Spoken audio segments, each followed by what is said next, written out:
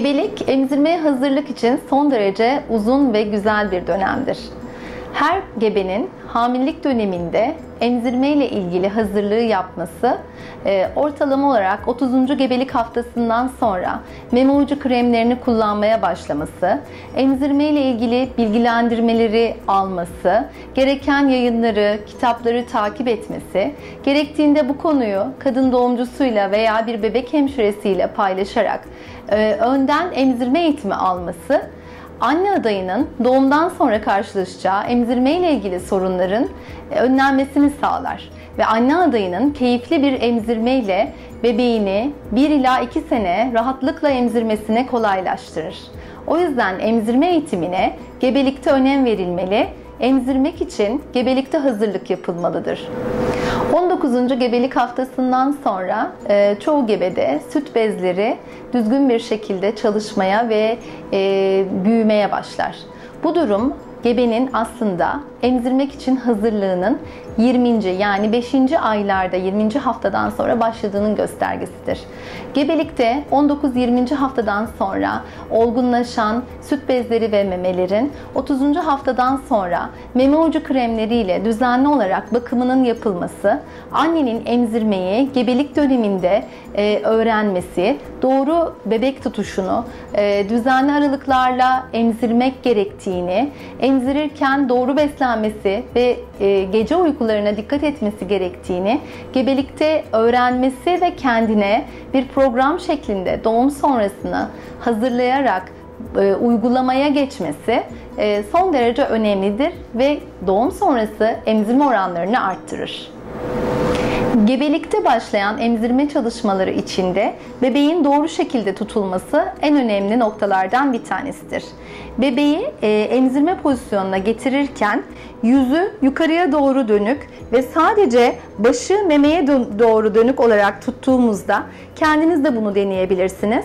Bir 5 dakika boyunca boynunuz bir tarafa dönük, sağ veya sol tarafa dönük olarak hareket edemezsiniz ve boyun ağrısıyla karşılaşırsınız. O yüzden bebeğin doğru şekilde yönünün memeye doğru çevrilmesi ve bebeğin sadece meme ucunu değil, memenin etrafındaki kahverengi halkayı da ağzının içine alacak şekilde annenin göğsüne, memesine yönlendirilmesi, gerektiğinde sırtının annenin koluyla desteklenip bir kolunun annenin gövdesinin içine doğru saklanması çocuk için doğru pozisyonun yerleştirilmesini kolaylaştırır.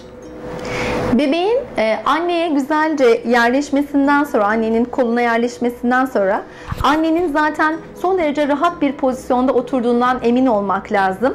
Annenin belini, sırtını desteklemek lazım. Mümkünse annelere emzirme öncesinde veya sonrasında hemen bir bardak su hazırlamak lazım. Emzirme yastığı, emzirme pozisyonunu son derece kolaylaştırarak annenin omzuna binen ve boynuna binen yükü azaltır. Emzirme yastığı üzerinde bebekle birlikte doğru bir pozisyon alan anne, bebeği de düzgün bir şekilde memenin ucunu değil, sadece memenin etrafındaki kahverengi noktayı alacak şekilde bebeğin ağzına yerleştirdiğinde bebek meme ucunu değil, yine etrafındaki halkayı her iki yanağını içine çekerek, avurtlarını çökerterek dediğimiz şekilde emer ve memeyi soğurur. Peki bebek ne zaman doyar? Bebeği ne kadar süre memede tutmamız gerekir? Yeni doğan bebeklerin mide hacmi son derece küçüktür.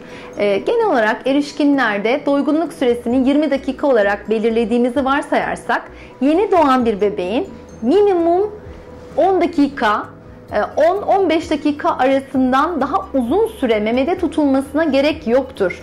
O yüzden eğer bir yetişkin 60 kilo, 70 kiloluk bir insan 20 dakikada doyabiliyorsa, küçücük bir bebeğin yarısı sürede doyduğundan emin olabiliriz.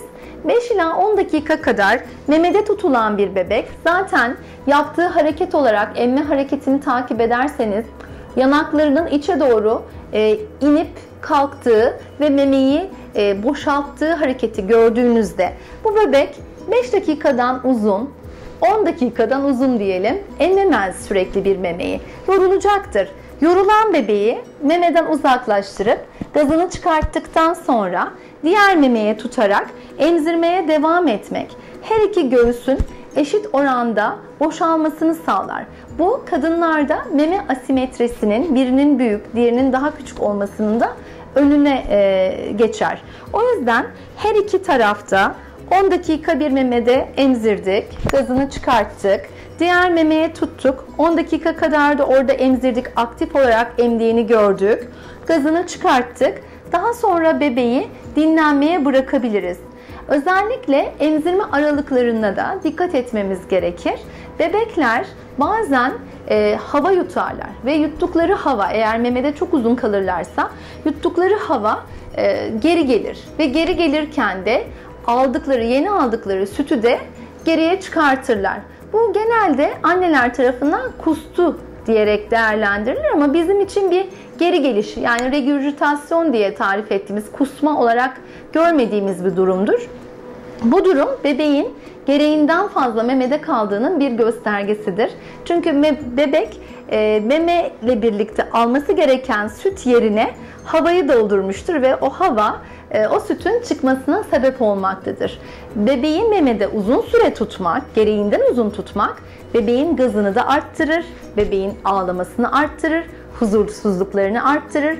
Hele de anne adayı bebeğin açlığına dikkat etmeden emen bebeği uyutup, gazını çıkarıp 1-2 saat geçmeden tekrar ağladığı için tekrar memeye tutarsa, bebek sürekli olarak gazı varken de emzirilirse, uykusu varken de emzirilirse bu regürjitasyon dediğimiz kusmalar artacaktır. Bir kadın doğum uzmanı olarak doğumdan sonra bebeğin kordonunu kesip çocuk doktorlarına teslim etmekle birlikte en fazla emzirme problemleri yine bizlere gelmektedir. O yüzden doğumdan sonra kontrole çağırdığımız hastalarımızda, anne adaylarında ve annelerde emzirme problemlerinin yaşanmaması ve emzirme sürelerimizin uzaması, 1-2 yılı bulması amacıyla her anne adayına emzirme ile ilgili eğitimin gebelikte verilmesi son derece önemlidir.